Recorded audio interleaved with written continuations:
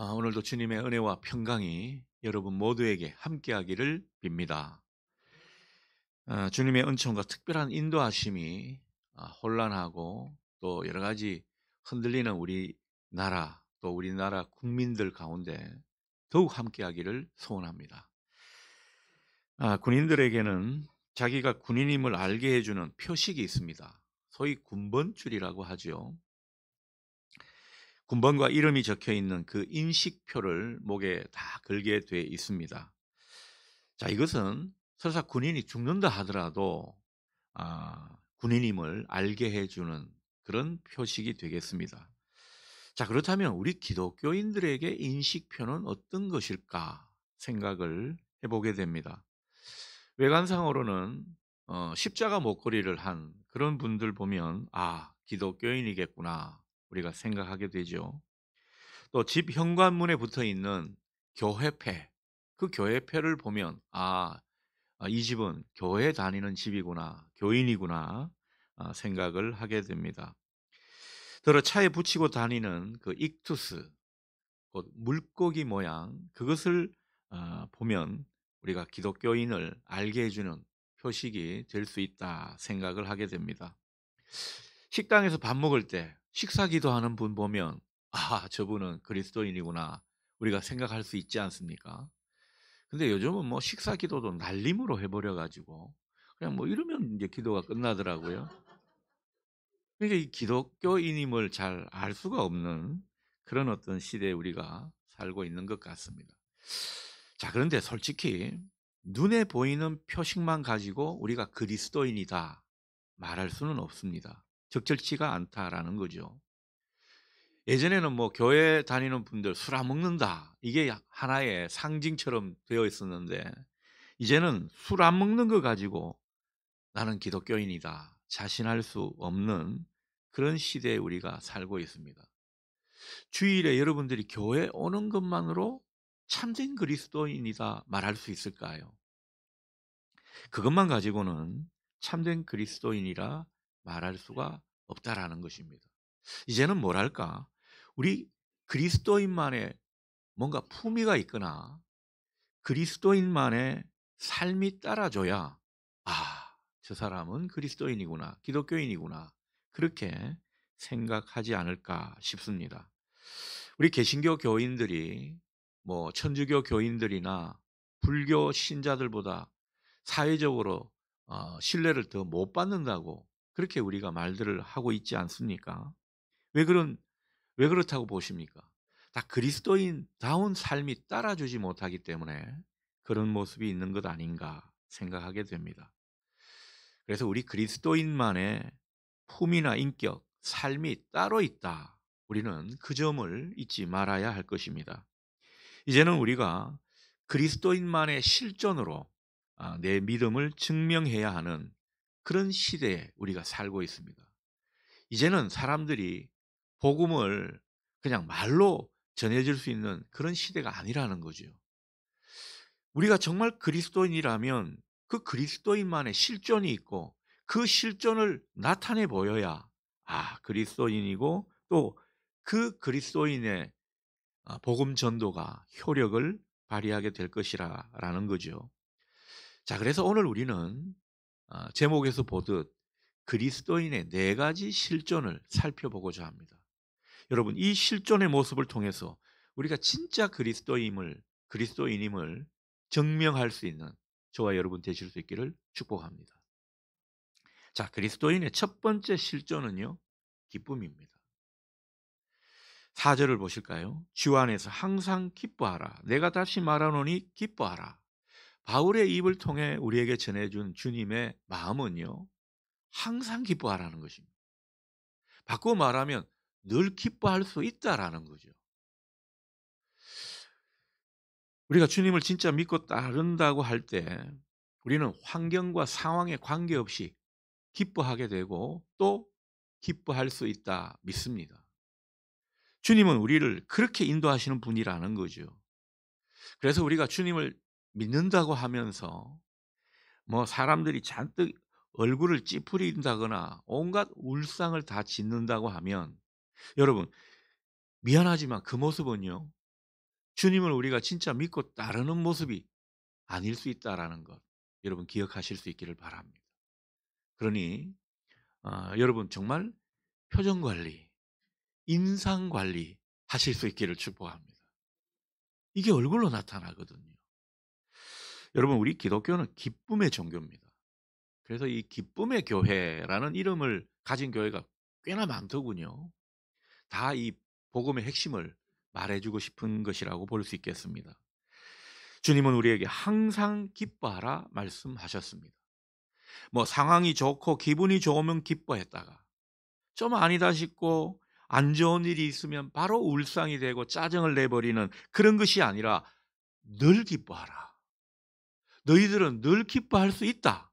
오늘 그 말씀을 우리에게 하고 있는 것입니다. 여러분 그러니까 요즘같이 살기가 어렵고 뭐 짜증나는 일이 많고 이 분노가 치밀어 오르고 여러 가지 기뻐할 일이 없는 것 같은 그런 시절에 여러분 우리 기독교인들은 기뻐할 수 있어야 합니다. 그래야 진짜 그리스도인이라 할 수 있다라는 거죠. 자 그렇다면 우리가 어떻게 기뻐할 수 있는가? 늘 기뻐할 수 있는가? 본문의 바울은 사람들에게 늘 기뻐하라라고 말을 하고 있는데 굉장히 힘주어 말하는 모습이죠. 근데 지금 바울이 있는 곳이 어디냐 살펴보니까요. 바로 감옥에 있습니다. 빌립보서는 감옥에서 빌립보 교회에 보낸 편지거든요. 감옥은 아주 열악하고 제대로 살기 힘든 곳이라고 우리가 알고 있습니다. 거기에 죄수의 신분으로 갇혀 있는데 무슨 미래가 있고 무슨 좋은 일이 많았겠습니까? 무슨 기뻐할 일이 그토록 있었겠냐라는 거죠. 그럼에도 불구하고 바울은 기뻐한다. 기꺼이 내가 기뻐하고 있다. 이렇게 자신 있게 말하고 있습니다. 그 이유가 뭐죠? 바로 자기는 주님 안에 살아가기 때문에 기뻐한다. 바로 그 점을 역설하고 있는 것입니다. 주님 안에 있다라는 거죠. 그래서 바울도 이 표현을 할 때 그냥 기뻐하라 그러지 않죠? 주 안에서 기뻐하라. 여러분 주 안에서 기뻐할 수 있기를 축복합니다. 우리는 주님 안에 든든히 있을 때 기뻐할 수 있다라는 거죠. 고난 가운데서도 주님 안에서 하루하루 살아가니까요. 기쁨이 솟아오르는 것입니다. 우리가 주님 안에 있을 때, 주님 안에서 살아갈 때 우리는 기쁨을 회복하게 되고 기뻐할 수 있다라는 것입니다. 여러분 우리가 진리 안에 살아가게 되면 그 진리의 말씀으로 말미암아 자유해지게 될 줄 믿습니다. 진리가 너희를 자유케 하리라. 그 자유가 또 기쁨을 가져다 주는 거거든요. 주님을 생각하며 주님을 사랑하는 그 모습 가운데 우리에게 자연히 찾아오는 모습은요. 기쁨이 넘치는 모습이리라 믿습니다. 여러분 우리가 주를 위해서 그토록 희생하고 헌신하고 정말 주님을 사랑하는 마음으로 섬기는 그 모습이 우리 속에 진지하게 일어나게 될 때 또 그런 모습으로 교회를 섬기고 또 주님의 뜻을 이루어 갈 때 여러분 우리 마음이 막 안 좋아지고 내가 괜히 그랬다 손해본다 그런 생각이 드는 것이 아니라 정말 알 수 없는 기쁨이 우리 가운데 차오르는 것을 경험하게 되는 것입니다. 기독교는요 정말 신비의 종교입니다. 여러분 기쁨의 종교인 것을 다시 한번 생각할 수 있기를 바랍니다. 자 중요한 것은 우리가 기뻐할 수 없는 상황에 기뻐하고 기뻐할 만한 일이 별로 없는데도 늘 기뻐한다면 그렇게 살아가는 모습이라면 여러분 그것은요 훌륭한 믿음의 사람이라는 것입니다. 하나님은 우리의 믿음을 어떻게 달아보시느냐 기뻐할 수 없는 가운데 기뻐하는 그 모습으로 우리의 믿음을 인정해 주신다라는 거죠. 그래서 안 믿는 사람들한테도요 우리가 객관적인 어떤 환경이나 상황을 보면 기뻐할 수가 없는데 내가 주 안에서 기쁨을 되찾고 그 기뻐하는 모습을 다른 사람들에게 보여준다면 여러분 그것이 빛을 드러내는 모습이고 복음을 전하는 모습임을 보실 수 있기를 바랍니다. 이제는 복음을 말로 전하는 시대가 아닙니다. 우리가 상황이 아닌데도 기뻐할 수 있는 이 능력, 이 모습을 세상 사람들에게 보여줄 수 있어야 한다라는 거죠. 우리가 그 모습을 보이게 될 때 주님도 우리를 보고 기뻐하게 되실 줄 믿습니다. 우리가 기뻐하려고 하면 주님은 우리가 기뻐할 수 있는 그런 상황이 되도록 우리를 도우실 줄 믿습니다. 우리를 더욱 붙들어 주실 줄 믿습니다. 어떻게 해요? 기쁨의 성령을 우리에게 보내주셔서 비록 기뻐할 수 없는 상황에도 계속해서 기뻐하며 찬송하게 하시는 것입니다. 여러분, 바울과 실라가 감옥에 갇혔죠. 그 감옥에 갇혀 가지고 어떻게 보면은 상당히 고초를 겪었던 그런 시간이었습니다. 근데 이들이 막 찬송과 그리고 또 기도를 하면서 기쁨의 그 모습을 보여주고 그 가운데 옥중에서 그 사슬이 풀려지는, 감옥에서 해방되는 그런 어떤 기적을 맛보지 않았습니다. 기뻐할 수 없는 상황에도, 오늘과 같은 그런 현실에도 기뻐할 수 있는 저와 여러분 되실 수 있기를 축복합니다.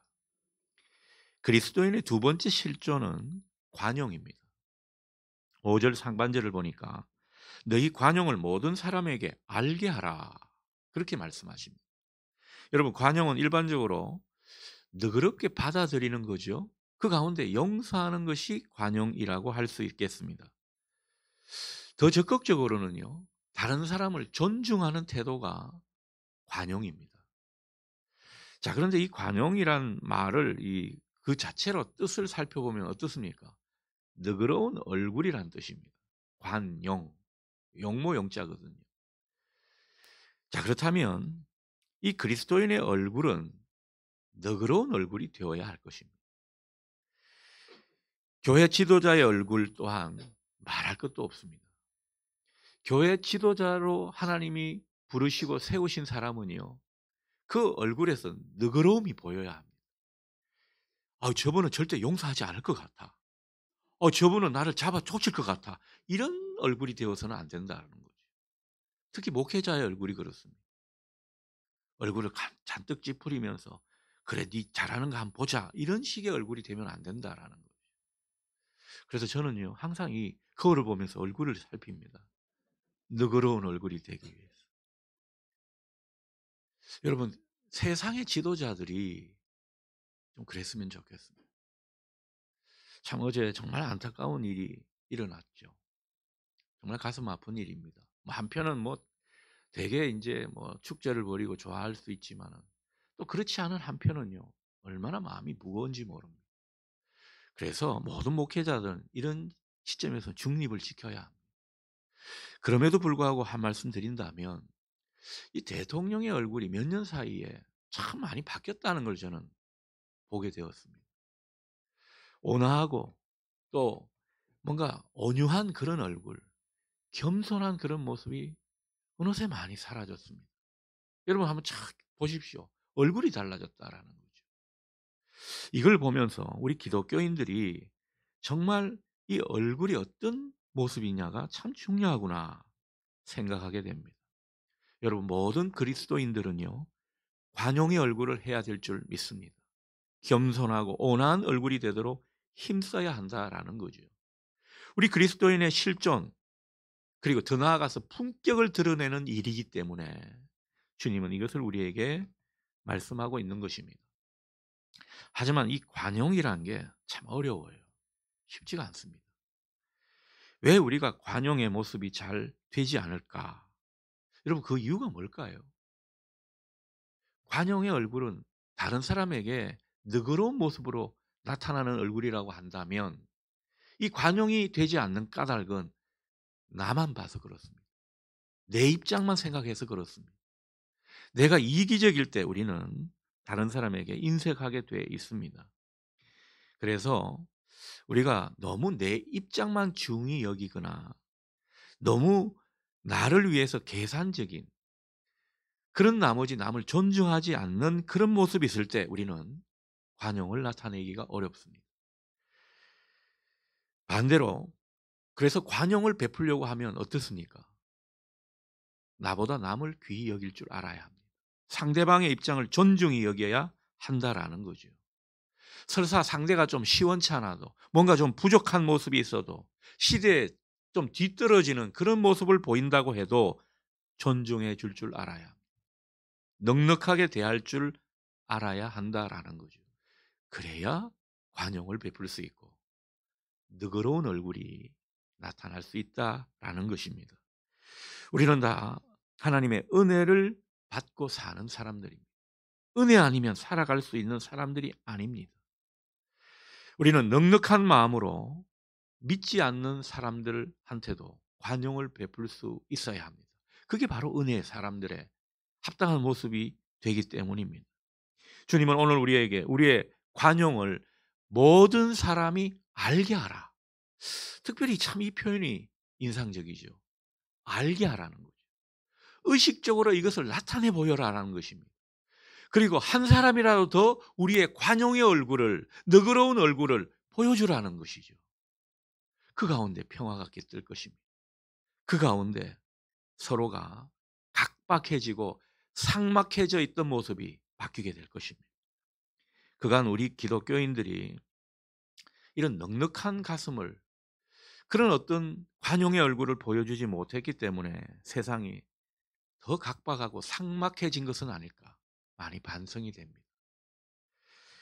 이제는 우리가 관용의 모습을 보여서 우리가 진짜 그리스도인의 모습을 나타내 보여야 될 줄 믿습니다. 여러분에게 이 은혜가 있기를 소원합니다. 여러분, 비록 관용의 모습이 쉽지는 않지만요. 그러나 우리가 힘들고 부담되더라도 이런 관용을 자꾸 베풀고자 할 때, 그런 모습을 보이게 될 때 어떤 일이 생길까요? 어떤 은혜가 있을까요? 5절 하반절을 보십시오. 주께서 가까우시니라. 여러분, 우리가 관용을 베풀고자 할 때 주님이 함께 하셔서 도우신다는 것입니다. 여러분, 우리가 주님을 체험하는 것은 우리가 주님의 모습으로 살아갈 때인데, 주님은 이 관용의 얼굴로 사람들을 대하신 분이십니다. 그 모습을 우리도 하게 될 때 주님은 함께 하신다는 거죠. 여러분, 주님이 함께 하셔서 우리 안에 있는, 우리 마음속에 있는 슬픔과 걱정, 근심과 분노를 다스려 주실 줄 믿습니다. 관용의 사람으로 살아갈 때 주님이 우리를 더 받아주시고 더 우리에게 은총을 주시는 것을 경험하게 될 줄 믿습니다. 그러니 여러분, 주위의 사람들이 여러분의 관용을 알게 하십시오. 자, 그리스도인의 실존의 세 번째는 감사입니다. 6절을 보실까요? 아무것도 염려하지 말고 다만 모든 일에 기도와 간구로 감사함으로 하나님께 아뢰라. 주님은 특별히 주 안에서 감사의 기도를 권면하고 계시는 모습입니다. 여러분, 우리 안에 감사의 마음이 잘 일어나지 않는 까닭이 무엇입니까? 그만큼 염려가 많고 걱정이 많아서 그랬을 겁니다. 자, 그래서 우리는 이 염려의 마음이 막 일어날 때 그 염려를 뭐 다른 사람들한테 쏟아내고 다른 일을 붙들고 실험할 게 아니라 뭐를 하라고요? 기도를 하라는 것입니다. 주님은 우리의 염려를, 우리의 기도를 통해서 바꾸어 주실 줄 믿습니다. 그래서 기도가 능력이 있다라는 거지요. 염려의 마음을 기도로 주님께 비끌어 매라는 것입니다. 기도하는 가운데 주님을 더욱 의지하라는 것이죠. 그렇게 될 때 우리 안에 염려와 두려움은 사라지게 될 줄 믿습니다. 자, 그런데 이 염려가 정말 참 질긴 놈입니다. 잘 사라지지 않아요. 그래서 성경에 염려하지 마라, 두려워하지 말라 몇 번 나온다고요? 365번이나 언급이 되어 있습니다. 매일매일 염려하거든요. 그래서 이 염려를 생각할 때 그런 것이 떠올랐습니다. 여러분, 오락실에 두더지 게임 아시죠? 이게 한 놈을 때리면 다른 놈이 쑥 올라오는 그런 식이에요. 자식 걱정 좀 있는가 싶으면 돈 걱정이 올라오고요. 돈 때문에 염려하던 것이 잦아지게 되면 질병 때문에 또 염려가 올라오는 것입니다. 두더지 게임을 매일 하고 있는 것 같아요. 그래서 주님은 우리 안에 염려가 올라오거든 얼른 기도하거라 당부하시는 것입니다. 이건 심하게 말하면요, 염려가 올라오는데도 기도하지 않으면 그것은 불신앙이라는 거죠. 기도하면 되는데 왜 기도를 하지 않느냐라는 것입니다. 우리가 기도를 통해서 염려를 몰아내면 우리 안에는 어느덧 하나님에 대한 신뢰가 자리를 잡게 될 것입니다. 그 신뢰에 대한 열매가 무엇입니까? 그게 감사인 것이죠. 하나님을 진짜 신뢰하니까 감사가 흘러나오는 겁니다. 주님은 우리에게 그 맺혀진 감사의 마음으로 더욱 기도하라 당부하시고 있습니다. 감사로 하는 기도는 소중한 것입니다. 우리 삶이 힘겹고 버겁고 심지어 삶이 비틀거리는 그런 때에 우리가 기도하면서 하나님께 감사합니다. 그 감사의 마음을 진심으로 고백하게 되면 여러분 그때 찾아오는 것이 어떤 것인지 아십니까? 아, 이 모든 것이 은혜였구나. 그 은혜를 새롭게 발견하게 되는 거죠. 그래서 예전에도 은혜였고 지금도 은혜로 주님이 함께 하시는구나. 이런 것을 우리가 아멘하게 되는 거죠. 이게 얼마나 큰 복입니까? 그 상황을 하나님이 인도하시고 그 하나님이 인도하시는 모습에 감사하게 되고 앞으로도 내 삶을 주장하실 것을 믿게 되니까 얼마나 이게 감사한 일이냐라는 거죠. 우리가 이 감사의 마음으로 기도하다 보면 지금까지 우리를 인도해 오시고 그 가운데 길을 내셨고 앞으로도 길을 내실 주님이 비로소 보이게 될 줄 믿습니다. 그 주님이 길을 내실 뿐만 아니라 그 길을 함께 가시는 것이 마음에 느껴진다라는 거예요. 여러분 이게 얼마나 큰 복이냐라는 겁니다. 그러니 여러분 이 감사의 마음으로 기도하게 되면 우리가 살아가는 모든 삶이 하나님의 축복이고 선물인 것을 고백하게 될 줄 믿습니다. 그 어려운 삶도 선물이라는 것이 느껴진다라는 거죠. 아, 우리를 바꾸시고 우리를 그 영혼을 아름답게 하시기 위해서 하나님을 더 믿어서 복된 사람을 만들기 위해서 그렇게 하시는구나. 이게 동의가 되고 아멘이 되니까요. 하나님을 찬양하게 되는 거죠. 이런 분들은 주일 찬양 예배 때 찬양이 달라요. 찬송을 부를 때도 어떤 분은 거의 3분의 1은 제가 앞에서 보면 영혼 없이 찬송 부를 때가 많아요. 근데 그런 분들은요, 찬송이 살아 있습니다. 그 가사 한 절 한 절이 내 기도 소리가 되고요. 정말 그 가사에 내 영혼을 실어서 하나님께 올려드리는 이런 모습이 된다라는 거죠. 여러분, 이렇게 우리가 감사로 하나님을 인정하고 그 감사로 기도할 수 있게 된다면 그 마음자리에 염려와 불안이 계속 자리 잡고 있겠습니까? 천만의 말씀. 얼른 도망가고 없다라는 거죠. 여러분에게 이 은혜가 있기를 축복합니다. 마지막 넷째, 우리 그리스도인의 실자는 뭐죠? 실존은 뭐죠? 평강입니다. 7절을 보실까요? 그리하면 모든 지각에 뛰어난 하나님의 평강이 그리스도 예수 안에서 너희 마음과 생각을 지키시리라. 주님이 우리에게 기도를 부탁하시는 것은요, 너희들이 기도하기만 하면 내가 다 응답해 주겠다. 너희 기도를 다 들어주겠다. 이걸 약속하고 계신 게 아닙니다. 가만 보십시오. 뭘 약속하고 있습니까? 우리가 기도하게 되면, 그리고 7절은 어떻게 이어지죠? 그리하면 모든 지각에 뛰어난 하나님의 평강이 우리의 마음과 생각을 지켜주신다라는 거죠. 그래서 우리가 기도하게 되면 제대로 기도할 때 주님은 우리의 마음을 바꿔주신다라는 거죠. 염려하고 불안에 떨던 그 마음이 어떤 마음이 된다고요? 평강의 마음이 된다는 거죠. 이거는 억지로 우리 힘으로 되는 일이 아닙니다. 하늘의 선물이라는 거죠. 염려 때문에 불안하고 초조하던 그 마음이 평화의 마음이 되고 그 마음 가운데 평강이 흐르게 되는 이 축복을 여러분이 더욱 경험하실 수 있기를 바랍니다. 여러분 기도하는 가운데 우리 마음이 하나님께 어떻든 접속되게 돼 있죠. 우리가 기도를 진실하게 하면 하나님과 마음이 통하게 되어 있습니다. 왜요? 성령이 교통하시기 때문에. 그 마음이 교통이 되다 보면 지금껏 우리를 힘들게 하고 괴롭혔던 그 문제가 더 이상 우리를 힘들게 하고 괴롭히지 않는 별 문제가 아니라는 것을 깨닫게 됩니다. 내가 보는 시각이 달라지니까 마음이 달라지는 거죠. 그 마음의 평강이 찾아오게 되는 것입니다. 예전에는 내 삶의 전부인 양 그렇게 힘들어했던 그런 일들인데 그 일들이 작아 보이는 거예요. '아 이거 별것 아니네. 다 지나가는 것이다.' 이렇게 생각이 든다라는 것입니다. 다른 길이 보이기 시작하고 또 다른 하나님의 손길을 신뢰하게 되고 이런 어떤 은혜가 있게 되니까 그 가운데 평강이 선물로 찾아오게 되는 것입니다. 하나님의 평강이 우리의 생각과 우리의 마음을 지켜주신다라는 거죠.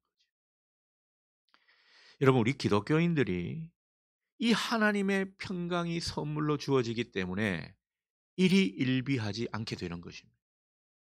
저는 기독교인들이 좀 묵직한 삶을 살았으면 좋겠어요. 그냥 그 양은 냄비 같이 조금만 하면 이제 그러지 말자는 거죠. 어떤 일이 있어도 하나님이 뜻이 있을 거야. 내가 정말 예기치 않은 일로 놀라게 돼도 하나님은 나와 함께 하신다. 이런 어떤 묵직한 하나님에 대한 신뢰가 우리 가운데 있으면 좋겠다라는 거죠. 어떻게 해요? 하나님의 평강이 우리 가운데 있을 때 우리는 그런 생각을 하게 되고 그런 마음을 갖게 된다라는 겁니다. 여러분, 이 평강을 맛보아 알기 때문에 기도 응답이 내가 원하는 기도 응답이 되지 않아도 계속 기도를 하게 되는 거예요. 비록 바라는 대로 안 돼도 우리가 기도의 자리를 떠나지 않는 것은 바로 이 하늘의 복이라고 할 수 있는 하나님이 주시는 그 평강을 맛보아 알았기 때문입니다. 여러분, 기도 가운데 이 평강을 더욱 맛보아 아는 여러분 되실 수 있기를 축복합니다. 그게 기도의 맛입니다. 이 맛을 알아야 기도의 자리를 지키는데 우리 교회는 샘표 간장이 부족한 것 같아요. 맛을 느끼는 게 좀 부족한 것 같아요. 여러분, 이 평강이 기도의 자리를 지키게 할 뿐만 아니라 이 평강이 여러분의 삶을 주장하게 하십시오. 흔들리지 않는 여러분만의 넉넉한 삶이 될 줄 믿습니다. 하늘의 평강이 우리의 생각과 마음을 지켜주시는 이것을 경험하는 사람, 진정한 그리스도인의 삶을 보여주는 모습입니다. 여러분, 이게 우리에게 특권으로 주어졌습니다. 이 삶을 누리십시오. 그것은 여러분의 몫입니다. 19세기 유명한 대설교가 스펄전 목사님은 자기가 현실에 낭망하지 않는 삶을 사는 이유에 대해서 이렇게 말합니다. 그것은 다른 게 아니라 자기가 계속해서 주님을 바라보기 때문이다. 그렇게 말하고 있습니다. 참 평범한 말인데 참 진리의 말입니다. 정말 맞는 말이라고 여겨집니다. 여러분, 늘 주님 안에 있는 사람은 어떤 사람일까요? 늘 주님을 바라보는 사람입니다. 말씀으로도 바라보고 기도하는 가운데 주님을 찾고 그리고 삶 속에서도 주님과 끊임없이 대화를 하려는 그런 사람이 주님을 바라보는 사람 아니겠습니까? 여러분, 주님을 바라보면서 감사함으로 기도하는 사람이 그 삶이 든든하지 않겠습니까? 그 삶이 얼마나 풍성하겠습니까? 하나님께서 그 생각과 마음을 지켜주시는 이 은혜가 있기 때문에 그 마음에 평화를 이룰 수 있다 믿습니다. 비록 찬바람이 불고 앞을 쉽게 예측할 수 없는 정말 어지럽고 혼란한 시대에 우리는 놓여 있습니다. 자, 이럴 때일수록 우리는 그리스도인의 실존을 보여줘야 할 때라고 봅니다. 기쁨과 관용으로 감사와 평강으로 우리의 그 영적인 모습이 살아있음을 보여주십시다. 분명 빛이 될 것입니다. 분명 생명이신 주님을 전하는 모습이 될 것입니다. 그리고 무엇보다 중요한 것, 주님이 그 모습 가운데 우리와 더욱 가까이 하실 것입니다. 우리를 지켜주시고 우리 삶의 모든 것을 도와주시는 그 주님의 역사를 보게 해 주실 것입니다. 이 은혜가 오늘 저와 여러분에게 넘치게 있기를 소원합니다. 아멘. 기도하겠습니다.